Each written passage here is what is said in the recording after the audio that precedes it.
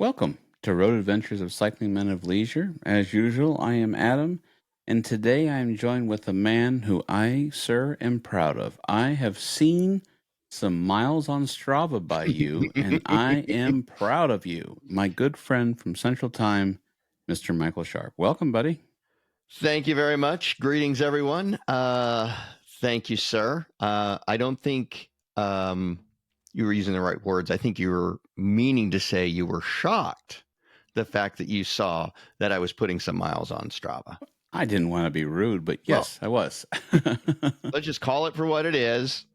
He was shocked. But I have not had a lot of time to get out on the roads. And actually the street that I live on is closed because they've been doing road construction for working towards 5 months now. Not that there's not other roads, but they're doing a lot of stuff around my town. And there's not a lot of good places to ride, which we've talked about before. And my time constraints are really difficult. So I've been trying to make it a point to get on Peloton and ride. And a few episodes ago, I talked about how I can't do it very long because I realize I'm looking at the time or I'm looking at the distance. And I spend most of my time looking at those 2 points.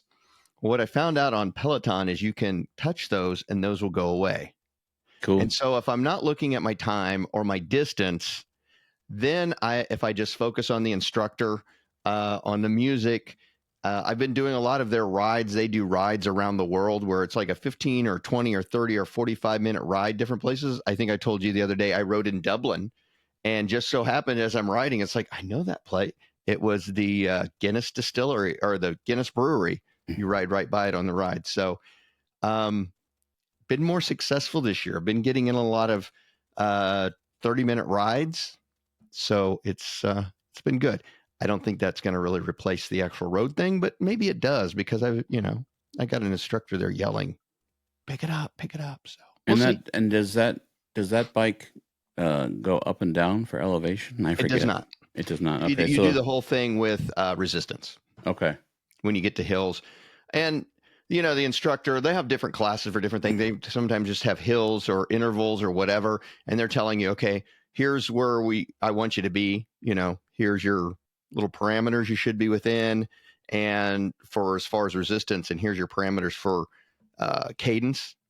And so they're always like, pushing you and that type of thing. So I have the S22i, which is the iFit NordiTrack version, which doesn't mean anything. I don't use it. So it looks good in that room. It does look good in there. And the handlebars hold hangers of stuff when I'm trying to dry something. But it does have where when you go up a hill, it extends the fork up and down. And so, and that's not true. I did use it some in the winter, but after a while I get, as everybody knows who knows me or who's been listening to the show, they know I've been on a health journey, and so I've been working out every day. Sure. But it just gets so boring just sitting in that room. And I was even, I like to go hiking in the winter and stuff. And so, but even just sitting on the bike, I get what you're saying. It's difficult for me. And I see like some guys that were on our team last year, Italo, man, they were doing like 100K rides on them trainers. I'm like, man, you are a better man than me. So, but I've been proud of you. So yes, to tell you the truth, it was a little bit of a shock. I was on Strava and I was just kind of looking at a couple things and supporting some team members of ours. We do have the Cycling Men of Leisure Strava page. So if you're curious, we do have a club. And it's actually, you can see the feed right from our website, cyclingmenofleisure.com. There is a feed right on there. And so I was looking at some of our team members to say, oh, look who's training, whatever. And wouldn't you know it, there was Mr. Michael Sharp. Now, let's be honest. The first thing that went through your mind is, my daughter is using my sign-on. There might have been a part of me that thought that maybe it wasn't. Somebody else is logging in under his sign-on in that household. No, but it is me. It was during school hours. There's been years where we went and done Georgia and Iowa, and I haven't got a lot of riding in. I have been very transparent about, I didn't get a lot of riding in, that kind of thing. And I can wing those rides and get through them. A couple times, sometimes I'm not looking pretty doing it, but I can, if need be. And I'm not saying everyone should be out there training, including myself, because that's not the way to do it. But I've done it that way before. But in July, we're headed to Indiana, and we're doing 165 miles in one day. And we've both done those rides before, and we're gonna need some. I definitely need some heavy duty training for that. So that's my goal. I've noticed that no one signed up with us. Hey, come on out and join us. Where are you riding? Rain. It's right across Indiana. Oh, wow. Is that a week-long ride? No, it's a day ride. One day. 160. Oh, man. Look at that. I've got something very important scheduled on that. Somebody find me something to do. I completely understand. It is not everybody's cup of tea. Even within the cycling community, those long endurance rides, single day rides, not everybody's cup of tea. I get that. So no, it's definitely it's okay. You don't need to ride it because guess what? We'll take pictures and report back on how it went. So you don't even need to be there. But if you're listening to this and you're thinking, I would like to join the Men of Leisure. Oh, there's July 19th is the ride day. July 19th. And you can go to rainride.org and check it out. And the boys of leisure won't be leisuring, but they'll be there. So where's that ride end? It ends on the east side of the state. Do you know? Yeah, Terre Haute to starts in Terre Haute. Richmond, right? Richmond. So if there's any listeners out in Richmond, you want to come out and cheer us on, I suspect we'll be coming over that line at about 7:30 in the afternoon, or the evening, I should say. So come out and don't you have a box of cowbells? We could send somebody a cowbell. I have a case of cowbells in my garage. I remember seeing those. We can brand those with cycling men or women of leisure, and you can ring your cowbell for us, because that's how fast we're going to be going. It's not a race, and we don't do anything necessarily fast. So the important thing is we're going to get it done. So when we were doing some prep work for the show, and we've mentioned before, usually the night before we record, we kind of lay out an outline. We were at the rainride.org last night, and I saw that it said 2024 results. Results for what? It should be DNF or DF. It shouldn't be a race. So they keep track. This particular ride, we've done Michigan and others where you've done 160 to 165 miles in a day, and that don't keep track. This one likes to keep track of your time, right? And that motivates some people. That doesn't really motivate me. I'm not trying to break any land speed records. I don't have anything to prove. I just want to get the 165 miles under my belt. That's going to be the important thing. Yeah. And I have from 7 in the morning until 9 in the evening to do it. So I think it's 5 in the morning. Is it? Yeah, probably earlier. I could be wrong. I don't know. I better not misspeak. So I think you go pretty darn early. So maybe you're right. Maybe it's 7. I think it is. I think it is earlier because obviously it's July in the Midwest. So probably be a good idea. I'm looking. Let's see here. Well, might have to look at it some other time. So. What are you looking for? Oh, just the time, as he had said. Oh. Saturday morning scheduled start time. I'm looking.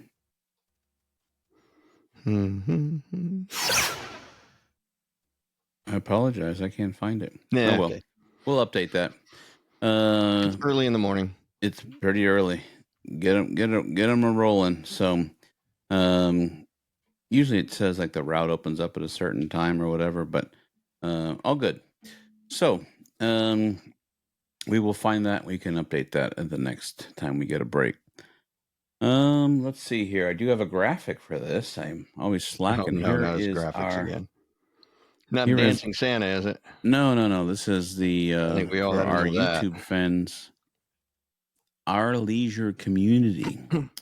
Got a couple updates. All right. I'm going to start with the executive director of Bragg, Mr. Franklin Johnson, and his wife Heather. They've been in Croatia scouting for their ride. Yeah, now there's a job right there.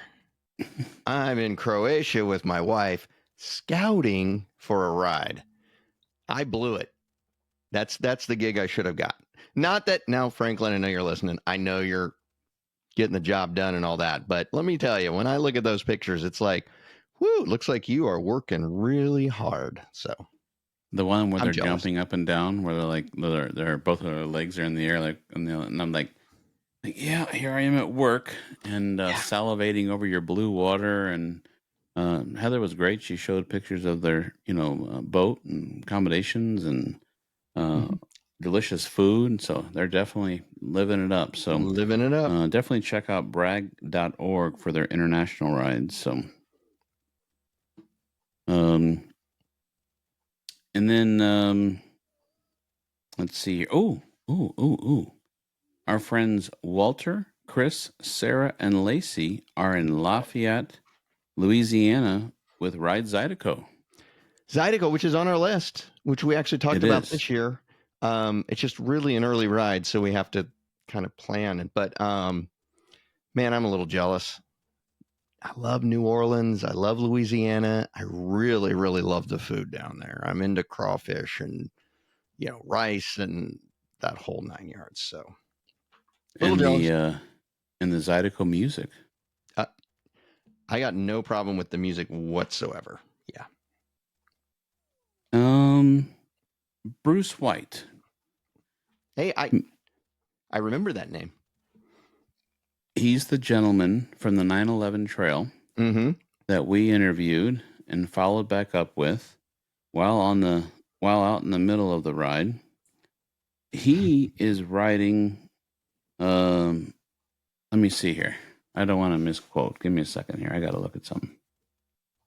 I believe he is riding. Isn't he riding from 100 miles? Isn't he riding from is it Pensacola? Yeah, or New Orleans, in Destin. Pensacola. I think they're in Destin today. Let me see here. I don't know where he's starting. He ends up in Key West. Yes. What a ride! And this is the perfect time to ride down there along the coast. Not too hot. You get there before all the vacationers and stuff move in. So yeah. 1,200 miles from New Orleans to Key West, Florida. He's posting every day his ride, where they've been, where they're going, people they're seeing along the way. So that's really, really cool. His pictures look absolutely beautiful. They're having some great weather. I've driven the coast from New Orleans all the way down to, I haven't went all the way down to Key West, at least driving. But I mean, that is just great country down there. Great country.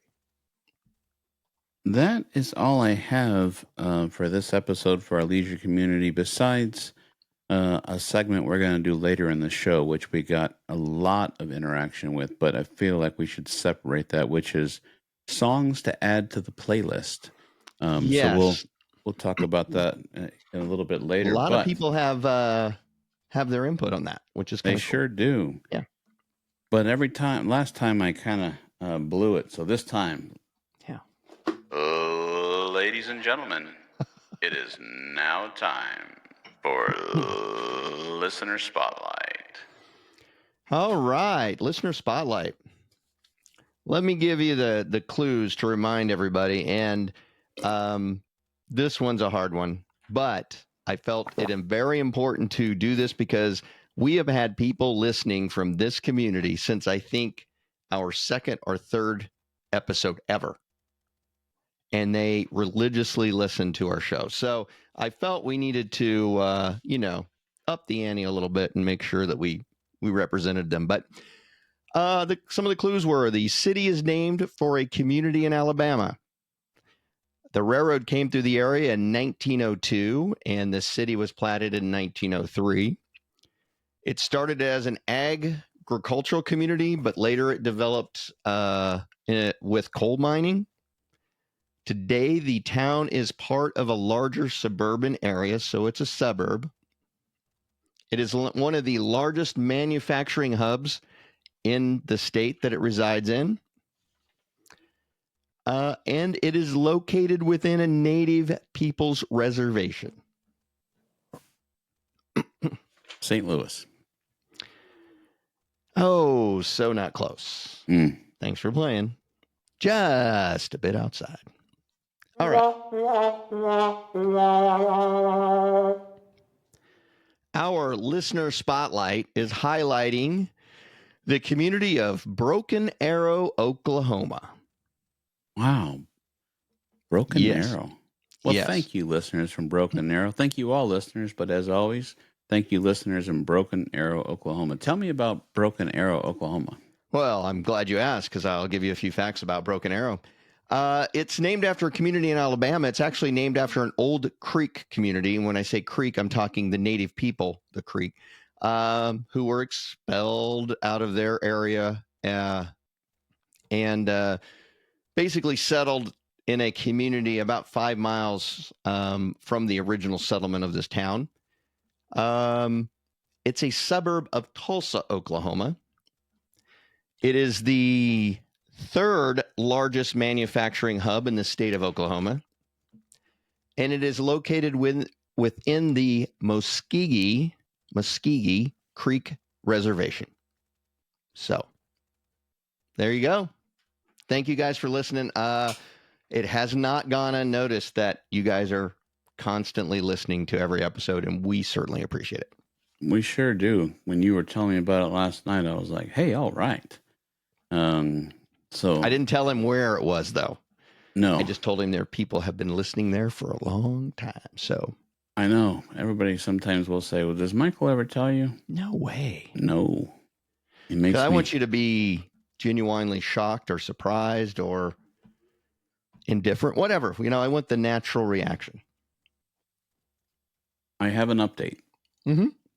Rainride.org. Took me a little bit while you were. I was looking too, but I couldn't find it. I found it. Okay. Rain starts at 7 a.m. Oh, I was right then. Okay. From St. Mary's Road in Terre Haute, Indiana, and it finishes at Richmond. At 6:55, there is a pre-ride briefing. 7 a.m., there's a start, and the course closes at 9 p.m. So you get 14 hours. Now, there's two things that concern me. Number one, the pre-ride briefing, get together, briefing, 5 minutes or less. I appreciate that. Hey, we're going to ride. We're riding across the state. Follow the markers. There's some rest stops. Knock yourself out. Remember, hydrate. Good luck. The other thing that concerns me is we are starting at like St. Mary's Road or something. It kind of makes it sound like they're just going to take us out alongside some road and dump us out. No, it's a college. It's okay. Because, hey, you boys get out right here and start riding. We're just in the middle of nowhere. Yeah, we're starting into college. Okay. Yeah, we decided that we would stay at the college. Are we staying in dorms? Yeah, I think so. Yeah. Oh, woo! Like we're gonna relive. Well, you went to college a little later in life. We're gonna relive college life as 19-year-olds. How about that? We're gonna leave your toga at home this time. No, we're bringing togas. We're gonna bring some beer. We're gonna do, lunge races down the hallway when we flood the bathroom, things like that. It'll be great. All right, buddy. I'll be happy for you. You can remember you're going to be in bed sleeping so that you're well refreshed, but you can remember your college days. So, you're right. I did go to college later. I went backwards. I bought a house first, and then went to school. So, nothing wrong with that. No. Well, thank you for always your hard work on Listener Spotlight. I know that many enjoy it. I was surprised. I was combing through the social media, and this time everybody definitely jumped on board with the playlist. I think you're right. Maybe the Listener Spotlight was a little difficult, and we did not have anybody who came out of the woodwork. So it was hard because I'll just say one final thing, and then we'll leave it. But I had tried to do this town before. but there wasn't a lot. I mean, there's just some towns that there's, I mean, I live in one of those towns where there's like, nothing much historical has ever happened, or It's got 2 stoplights. yeah. But, there's really not a lot to say about it. Unfortunately, I'm right on the Kansas border. So if our town would have been founded 20 years earlier, like during the Civil War and Bleeding Kansas and stuff, there would have probably been something really cool, or, well, maybe not really cool, but something historical happened here, but it just didn't happen. So $4 stores. 3 now. Yeah. Just kidding. And we got an extra stoplight. So we're progressing right along. So, perfect. All right, what do we got next? What we got next is I'm going to give you a dealer's choice. I got something to talk about, or we can go into the playlist. What would you prefer? Let's hit. I'll tell you what. Let's do something to talk about. Okay. So you and I made an agreement many moons ago that this show would be non-political. We wanted to just stay even keeled.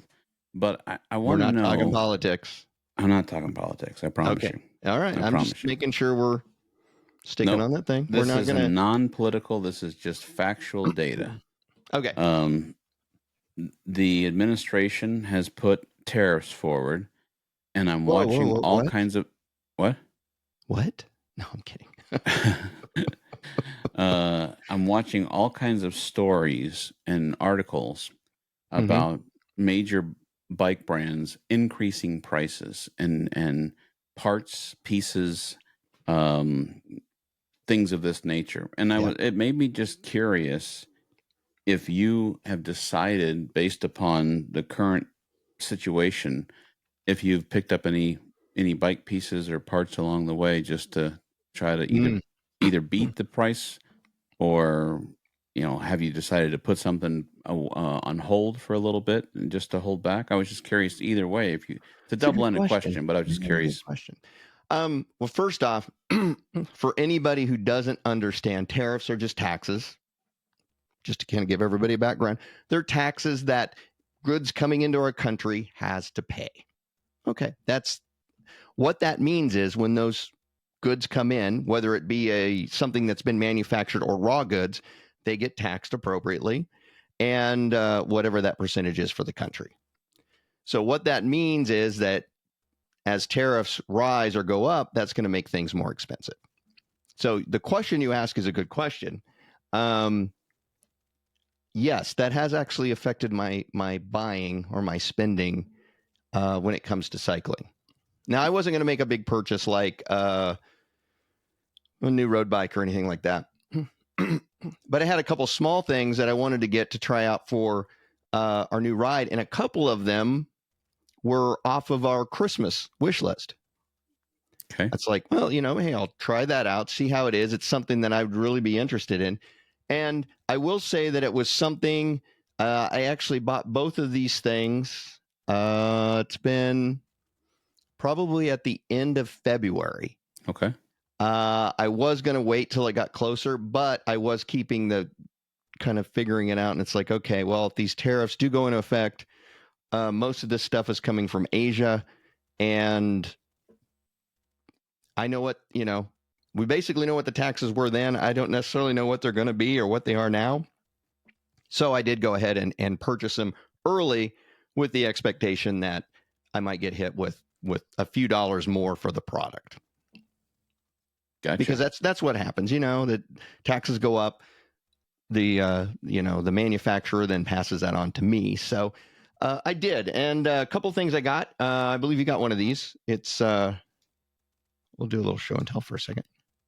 It's the light that has the little piece here. And if you're not watching us on YouTube, it's basically a light, very bright, that has the clip-on connection for your road computer on it. We talked about these on our Christmas wish list episode. And I did go ahead and buy one of those. And then the other thing that I got is the cycling wallet that we also talked about. Because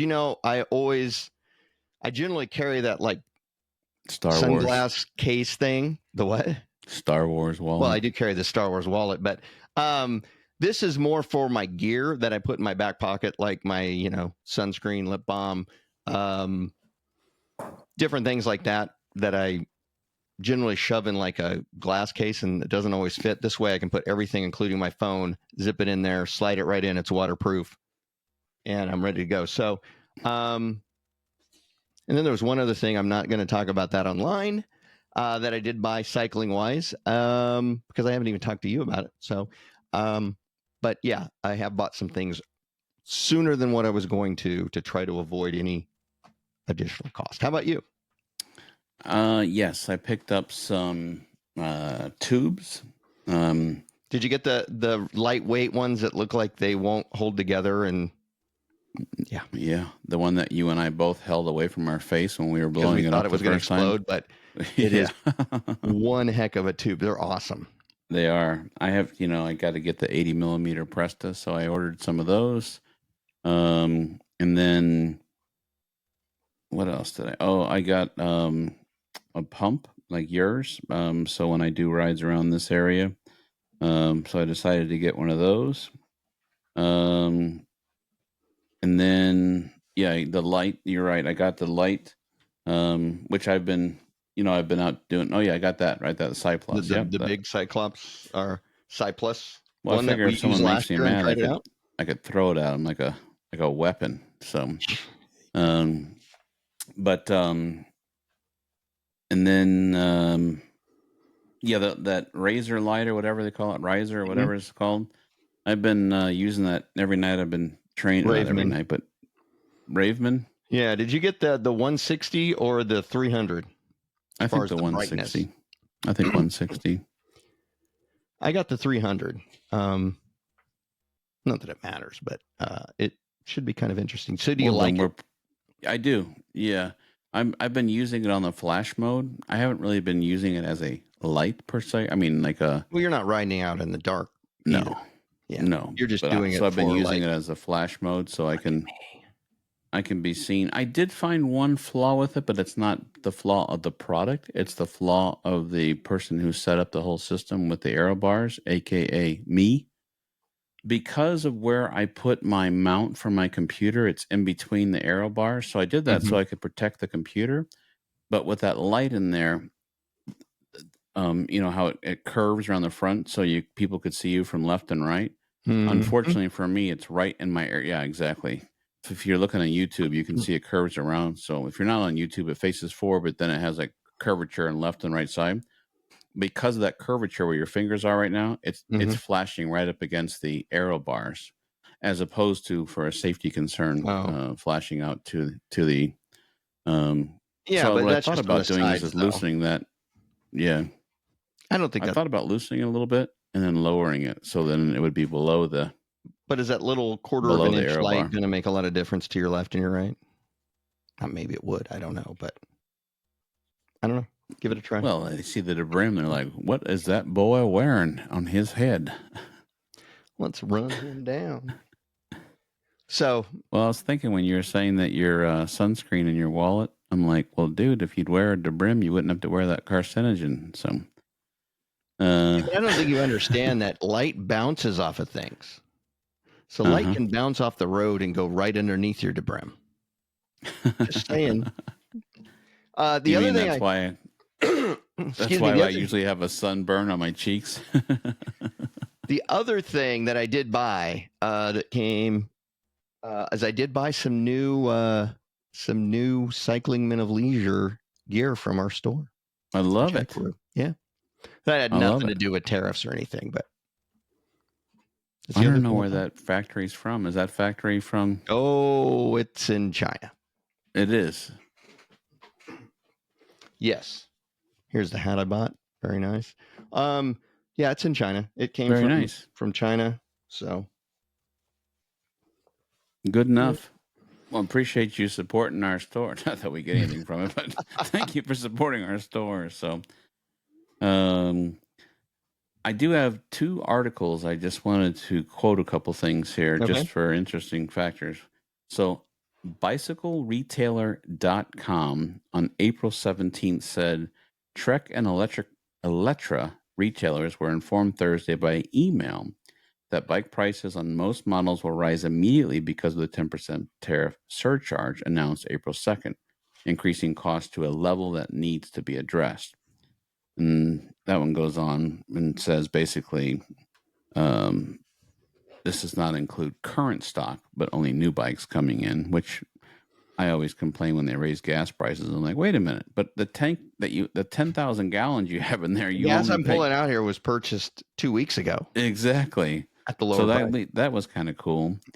And then on bikemag.com on April 21st, Specialized Trek raises prices as new tariffs take effect. Mhm. Bike companies are beginning to feel the impact of the new U.S. imposed tariffs, and consumers are too. Tariff impacts are reaching consumers, yada, yada, yada, yada, yada. But it just, I was just curious if that's, since we do have a cycling and leisure podcast, I felt that I could Yeah. ask you. So, Oh, the other thing I did buy is I bought the smaller Sci Plus Air thing. oh, that'll be That was the other nice. thing I bought too. Um, it's one of those things when I heard that they were going to raise tariffs. I immediately knew what that meant for us. I mean, I understand how they work and that kind of stuff, and that amount that's paid out has to be paid by somebody, and typically that somebody's going to be me if I'm buying that product. So, yeah, I did do a little bit of proactive stuff. I mean, I didn't go, crazy. It's like start hoarding stuff, paper Well, products from Canada. I'm gonna, stock up on that. Or no, I did. I mean, I didn't go crazy, but a I couple think things one of that the I knew I most was going to get. important things, What's that? I apologize. I said, I apologize. I think one of the most important things you just said there is you know that tariffs are going to be paid by you. So, ladies and gentlemen, you heard it right here on Road Adventures of Cycling Men of Leash. No, I'm not going to be paying everybody's tariffs. No, Oh, sorry. not the way the economy works. But thanks for playing. Yeah, well, like I said, I just was curious. So, Yeah. let's get into something a little more fun. So, Our playlist. our playlist. Also, for those of you who are watching on YouTube, what do you think of my new lights back here, man? He's got some purple, changing to blue, changing to aqua, changing to white. He's got some lights going on back in the back. I mean, it's Yeah, kind put them of. behind all the bourbon bottles. I would say it looks groovy. It looks pretty cool. Yeah. So I figured I used to have these behind my TV, and so then like if something was red on the right side, it would be red on behind the TV, but I have a different version, so I had these lights, and so I thought, you know what, that'd be great for the podcast. So if you're looking, look right above my head if you're on YouTube. So, Are you going to show the shag rug next week? oh yeah, we like the old shag. That's so shagadelic. So There you go. I got to get out my phone because you and I, well, first of all, you and I got in trouble on YouTube. But we knew we would, though. Yeah, we figured it would be. Knew we would. We were just seeing what we could get away with, which wasn't much, but no, they caught on pretty yeah, quick. well, So they played it in the United States. So what we did is we were playing. I played Jerry Mungo. He played. I don't know. Summer bike song or whatever. I can't think of it right now. 75 seconds of the song. Yeah. And so what they said is we'll play it in the US, but we won't play it in Egypt. We won't play it in Australia. And I'm like, well, there goes the international listeners this time. So It won't play it in Egypt. Yeah, Ooh. Egypt was one of the ones where they wouldn't play it. I'm like, okay, well, good enough, buddy. But we got an overwhelming response of people willing to give us their playlist and songs, which I thought was really cool. So I'd like to take some time and give you a few of those. Yeah, let's hear them. All right. So let's see here. John Rhodes. He says that he loves long jams. Long jams are nice on bike tour, such as Stranglehold by the Motor City Man Man, U.S. Blues by the Dead, and This Old Cowboy by the Marshall Tucker Band. I can get on board with that. I'm a big Dave Matthews fan, and so like a big jam song that's like 20 minutes long. I can get on that board. I See, can I don't have the definitely. attention span for that. Well, That's a good song to listen to afterwards when you're just relaxing. But again, my attention span is just like, okay, ready squirrel. for something else. I gotta, things have to be, exactly moving fast. I get bored too easy. There's my problem. Good friend and team member and van camper builder and debrim wearing Keith Erickson. I have a huge playlist, he says. Lots of oldies that people get a kick out of on Ragbri. Here are a few. I thought you would like this one. The Bonanza theme song. Yes. Rawhide. Yeah, go ahead. In the honor of your wallet, Star Wars. Star Wars. What about Eastbound and Down? Little Jerry Reed from Smokey and the Bandit, Eastbound and Down. That is actually currently on my playlist. That's a great song. Load it up and truck it. Run Boy Run. Mm-hmm. Top Gun. Fireball. On the Road Again. Red Solo Cup. You fill me up. It's time for a party. And then Bang the Drum. Many more, he says, are on the list. Spotify.broken spoke adventures. New ride list. He's even giving you a cheat code to his playlist. Nice. Well, we appreciate that. I can get on board with some of those. I will admit I do have only one song that's instrumental. Like, he said he had Star Wars and he had Bonanza. I only have one song on my entire playlist that's instrumental. That Liberace one that you play? No. Just kidding. Wow. No, I actually have the theme song from The Magnificent Seven, the original. Okay. It's one of those Westerny, they use that same music in like 50% of the Westerns that were produced in, the 1960s and 70s. So Keith has a very important person to him. He calls my wife, Melanie, our team member important. and the brim wearer. I'm not holding that against him. Please I don't. actually am, but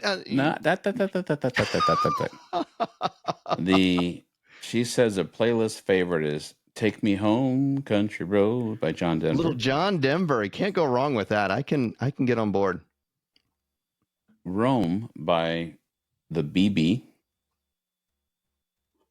And the way she spells it, I guess I feel bad. I don't know this song. Or maybe I do know. I just don't know I don't. The B-B-E. It's a Great Day to Be Alive by Travis Tritt. So that's a good one. Appreciate Melanie adding to the list. I'm looking to see if I thought I had somebody else, but maybe not. Let's see here. Oh yeah, we do. That was, I believe, by Matt Robinson. Jump Around, House of Pain. Jump Up and Jump Down. Jump Around. Getting Jiggy with It by Will Smith. Santa Monica by Everclear.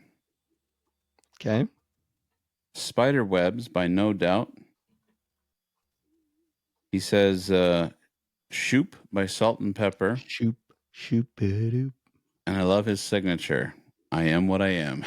So we're not judging anybody. Well, that Adam is, but that's okay. I'm not judging anybody by their music. Yeah, as you said about the Debrim. I said their music, not their fashion. Completely different. But anyway, everybody's got their own thing. So, do you have Ryan Reynolds Mint mobile commercials by you? Oh yeah. My favorite commercials is like, I'm not judging anyone. Well, maybe I am. Maybe. Exactly. If you want to pay more, that's fine. I'm not judging you.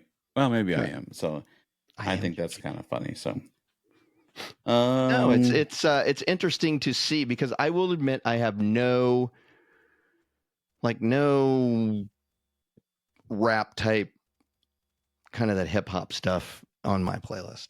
Gotcha. Gotcha. Just, you know. Well, I'm gonna go back just to mention like these jam band songs just for a second. It's funny. I know you're not a real big Dave Matthews Band fan, which is fine, no problem. But he's got some like songs called like The Stone or um, you know, different variations where some songs are like 20 minutes long and they kind of have a crescendo that goes up and then comes back down.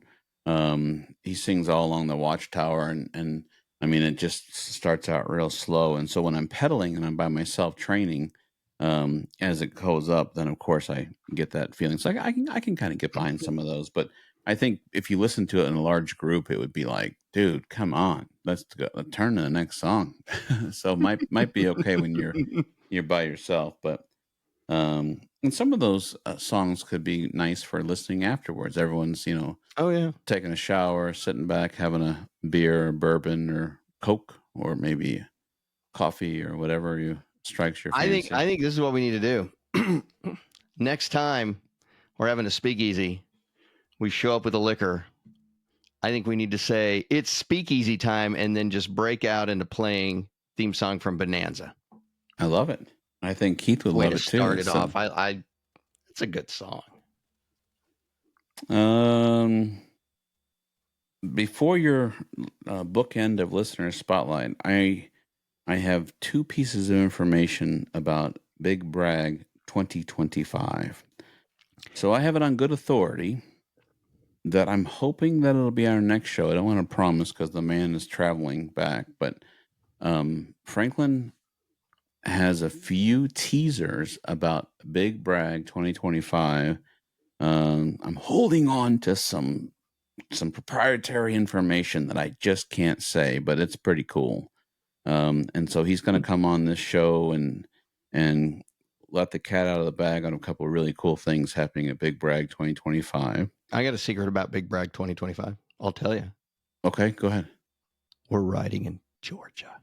And there's elevation. And there's elevation. Savannah said, "You boys better have been training." Oh gosh. My other thing about Bragg is I'm curious about something. Are you but this show is going to come out on the 27th, April 27th. I'll be riding Dawn Farm, as many listeners know. If you listen to, we're on season 4. If you've listened to other seasons, you know that I don't always ride it because it rains or it's cold, but I definitely support Dawn Farm Ride for Recovery. He's a fair weather cyclist. I am a fair weather cyclist. I fully admit it. Last year it was cold and rain. I had a hot coffee in my hand and drove home in the heat. Yes, sir. No problem. Check. This year the weather looks Dawn great. Farms, hopefully. Hopefully, yeah. Hopefully we'll get to support them. No matter what, they got my money, and really cool. Totally unexpected. I had a $50 donation from an employee who knows about the Dawn Farm and knows what it stands for, and wanted to make a donation. And due to some personal stuff in his life and helping somebody he knows, he walked into my office and put $50 on my desk and said, "Would you please make a donation?" So That's awesome. I thought that was really cool. So, but it got me thinking. This is coming out on April 27th. Normally, you're the guy that I'm like, "Hey, dude, I got this packed and that packed and this packed." And we're like a week out and you'll go, "Yeah, I haven't even started." And I never know if you're just screwing with me, if you're just doing it to, no? I'm not. I'll be. Excuse me. I'll be honest with you. I am not most of the time screwing with you. I mean, I do screw with you a lot, but when it comes to packing, I tend to. Oh, I'll do it tomorrow night. I'll do it the next night. Something comes up, and then I'm typically the guy the night before that's like, I should have been in bed 2 hours ago. Right. So yeah, I don't do a real good job of that most of the time because I always think I have way more time than I have, and I don't. So, saying that for the 2025 flight to Atlanta for you and I, Mm-hmm. have you started throwing some stuff together? Surprisingly enough, I have. Really? Yeah, actually, that's why I was able to, reach down here and pull out this other bike pump. Okay. Hey, look at this. There's a bike helmet. Okay. You know, I got all sorts of my cycling. Oh, there's a cycling computer. So see, I'm not lying about it. I actually have That's cool. a big chunk of this. And I'll tell you why. Because about a week ago, because we're about 5 weeks out now, I started thinking about traveling with my bike, which traveling with my bike now, I mean, I remember the first time we did, it's like, oh my God, this seems very too much. Now it's like old hat, no big deal. The problem that I have is that the bike boxes are big. Mm-hmm. They're designed to be pulled a certain way. I have a big duffel that has like backpack straps on it, things like that. I absolutely hate trying to get from my vehicle to the luggage check-in because I'm carrying 70 pounds of weight on my shoulders and I've got this thing I'm lugging behind me and it doesn't flow very well. And of course my bag is hitting the thing and you've got to keep the bike box at a certain angle or else it doesn't roll. It's terrible. So I dread that part of it. And then I also dread when I get there to, our final destination, then we have to get all this stuff to the hotel. So that had prompted me to figure out new ways that I can transport my bag and my bike box in a much more convenient, non-exertion sort of way. Okay. So that got me pulling things out. And so I have started early because I want to take some of that gear and I've got a couple ideas to maybe make this whole transport situation easier and more convenient. Okay. So that's why I started early. That's cool. I've only been to your new Kansas airport twice. I was there with you, and then recently, I was there for a conference. So, Mm-hmm. is it frowned upon? I know it's frowned upon. I know the answer, but I'm just wondering versus practical versus actual. Um, Sky Priority. I know you're Sky Priority. So, Sky Priority, every time, the two times I've been there's been no line in Sky Priority. Have you ever considered driving up, taking a chance, risking it, walking into Sky Priority, dropping off the bike and the bag, and then taking and going back? Or is that just like crazy? No, that's actually a good idea. And here's what I did last time. Actually, I've done this a couple of times. I don't trust to pull up there and park because you park on the first, like the ground level or whatever. Yeah. Or you pull up there to depart and then, you have to go in and it's quite a ways to get back in there. I don't trust that, the 15 or 16 on, police officers that they have on duty Yeah. are not just going to immediately call the tow people. And by the time I get everything back, now my car's gone and it's like, I got to deal with that. So I never trust that because that's going to happen to me. I'm that guy. But what I have done the last couple of times is I have went up to the the parking that's right in front of the airport and parked. And generally I can get like in the lot row, it's a parking garage. I can generally get on a row on the level. That's a level that I need to be right in front of the airport. So then I just have to walk over the 2 lanes of traffic and get in the building and then go from there. And I've done that a couple Because times. to be honest with you, what I asked you to do in Detroit, I would not be able to get away with. Because when you depart in Detroit, I know you've been there a few times, but you go to the top for departures, and the ramp brings you up to the top, just like your airport, by the way. Mm-hmm. If you come to the top, and if I were to get out and try to go into Sky Priority real quick, uh, I would never make it back before my vehicle would be towed. So, but I just know that the 2 times that I was there, I maybe I just got lucky. I mean, maybe maybe things Mhm. just worked out where I was able to, you I don't just want to didn't know. chance it. That's my thing. So I'll park there. I'll take my stuff in, check it in, go back out to my car, and I think it cost me $1 in the 20 minutes that I'm there, Mm, and then I'll drive my car over to hmm long-term parking, hop the bus, come back over, and then I don't have to deal. I've already got everything checked in. I'll just go straight to, uh, you know, the fast security line and just go right. right into the airport. So it takes a little bit more pre-planning, but it does work out better than trying to lug that bike box and my big duffel bag onto one of those little, you're a public transit guy, one of Yeah. those little buses, and then pulling it off and stuff. So, Stand behind the yellow standee line, please. So, um, I it's talked fake about news. you at work today.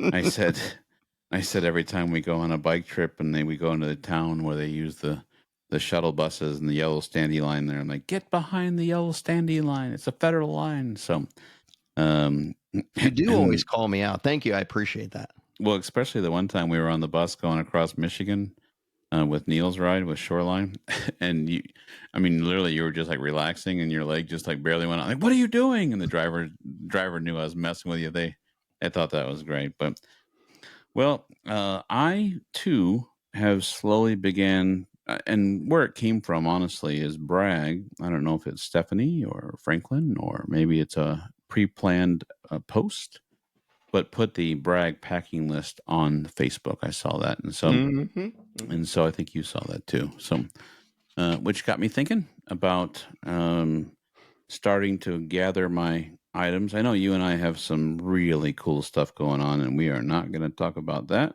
If But, you are but we are going to talk about it a little bit. okay, We've got some really cool stuff. And when he says really cool stuff, we have a couple of things that we're working that looks like it's going to get together.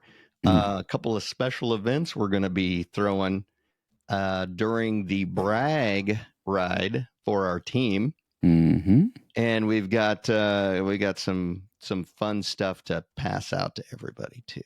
I'm That's all we're excited. saying. But I'm excited. So, uh, all right. With that being said, will you finish us up with a listener spotlight? I absolutely will. This episode's listener spotlight the clues are as follows. This town was founded in the mid 1880s.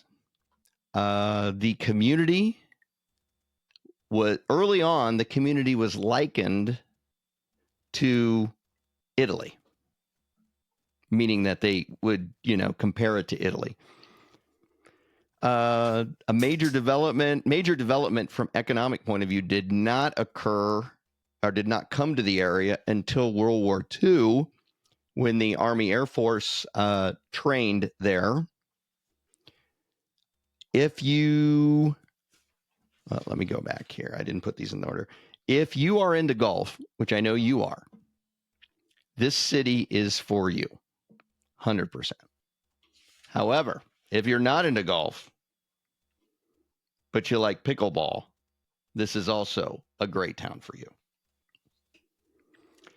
And the final hint: the Spanish conquistadors did not find any fountains of youth or a fountain of youth.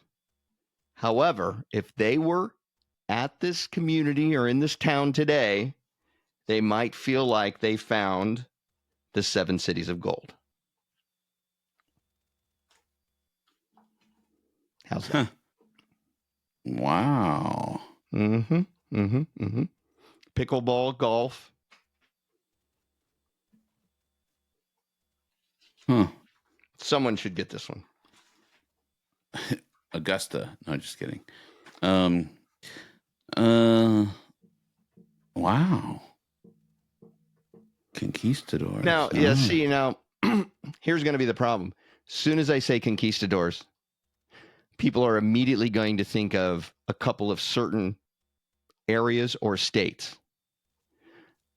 Little known fact, the conquistadors got all the way up into almost central Nebraska.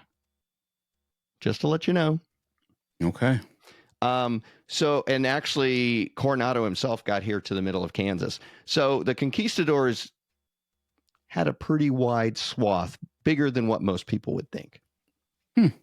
So I'm just saying, when you start listening, thinking about conquistadors and things like that, you know, keep an open mind that it wasn't just like, you know, Arizona, New Mexico, Southern California, you know, Texas and Florida or whatever. So. Didn't they find, this is totally off script. So was that. I didn't hear that until last night either, but didn't they find like large boat, like in the middle of the land where there's no water? I mean, they found a couple of those over time in a couple of different places. But what's interesting about the conquistadors, they were all over. In fact, in a little town in Nebraska where my parents used to live when I was in college, just south of that, and that's like in central Nebraska, the conquistadors actually had a battle. It's documented and all that. Actually had a battle with the indigenous people and the French, you know, right there. And there was just a place found, I think it was just south of Wichita here a couple of years ago, where there had been rumored this huge native village that had been attacked by, you know, one of the conquistadors and his army. And they just thought it was kind of, you know, it's one of those stories somebody tells. But they've actually found the site now, and it matches with the documented records of the, you know, the friars and the religious people that went along to document it. So it's cool. It's crazy. But they have found boats in a couple of places that boats shouldn't be. And the question is, how did it get there? So. Well, with that intriguing thought, I will say that yesterday, sir, for me, was a great day for a bike ride. Absolutely.